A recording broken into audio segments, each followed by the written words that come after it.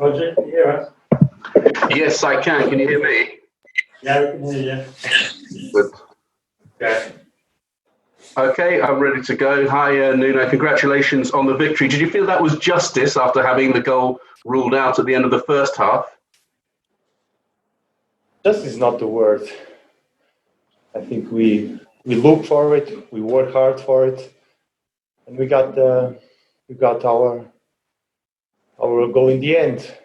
Like you said, the first half we score in a beautiful movement, but it's not about justice. It's about recognizing the hard work of both teams and knowing that this can happen to anyone in the last minutes of the game. We've been in the other side of it, but happy for the boys because honestly, the response to what happened Monday was really good.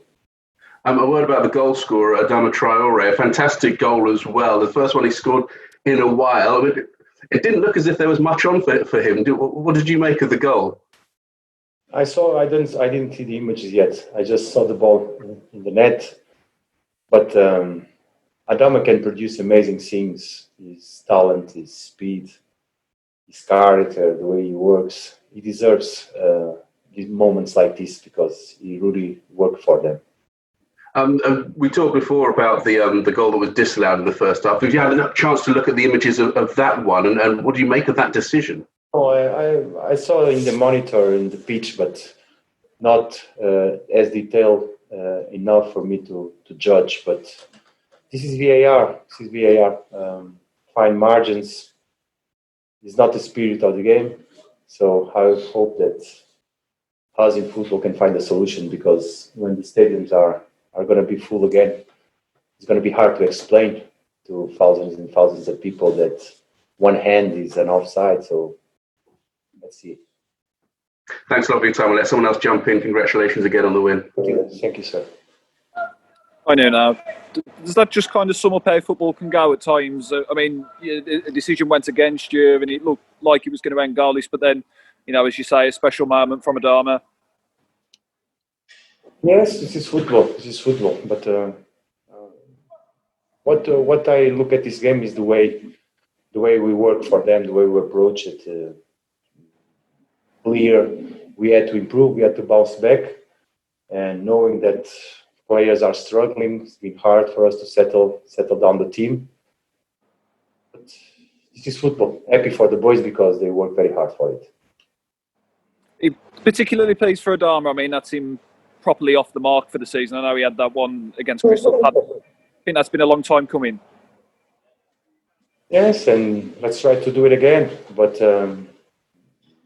Adama hasn't produced enough moments like this, like goals, but his work ethic is amazing for the team. So recognize that and knowing that his talent is going to bring not only goals, but assists, can really unbalance. And it's very hard for Adama to play football because the opponents, every time he has the ball, the priority is to foul him, to kick him, to push him, to hold him. So he has double work to do to find the spaces and use his speed. Just finally from me, how's Pedro? Let's assess. Let's see now. Let's see how he is. But he was not able to continue. He was in pain. The problem that he's been struggling since the game in Portugal, the match in Portugal. Been trying to manage it, but today was impossible to proceed. Just his knee, just his left knee. Sorry. Yes. Yeah. Thank you. Thank you. Hi, Nuno. Speaking to you Thursday, you felt that the win was going to come, and you felt the win was sort of merited. And did you feel there, Nuno, there tonight that justice finally that you got the win? You could see the real raw emotion from you and management and players at the end of that game. Yes, because it's the final moments of the game, knowing that after 90 minutes of really hard work for the team, both teams were really compact, very intense. Fulham, very difficult to break. And when it happens in the last moments of the game, of course, you are happy and you have to celebrate.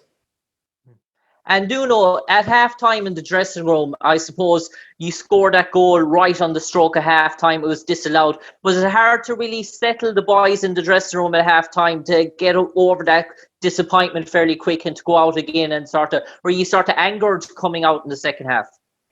You were inside of the dressing room. Looked like you were hearing our conversation.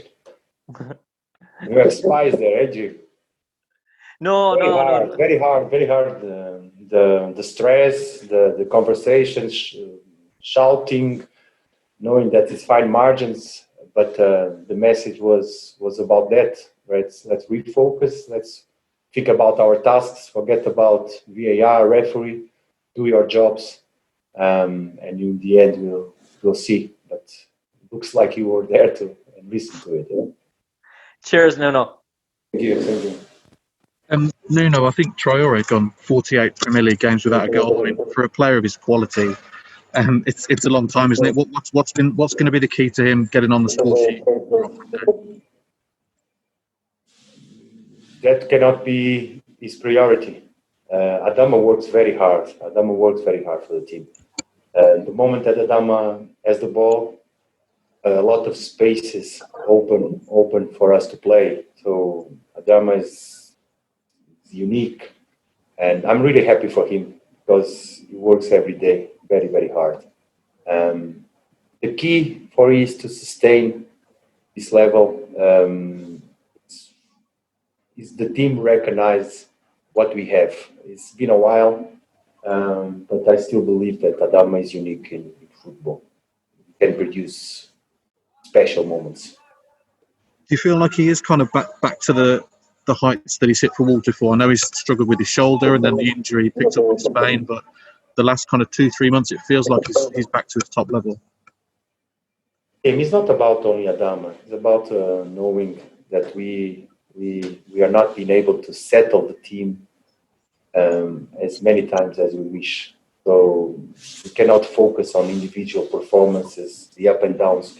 The team has to sustain the irregularity of these special players like Pedro, Daniel. Some as players that with these characteristics, it's very difficult to produce game after game after game as special actions. And the team is what we are missing. Is basically settle down. We need to settle down. We need to recover players. We need to work them hard because there's a lot of games to be played, and I still believe that these remaining games are the foundation for what is ahead of us. Thank you very much, everybody.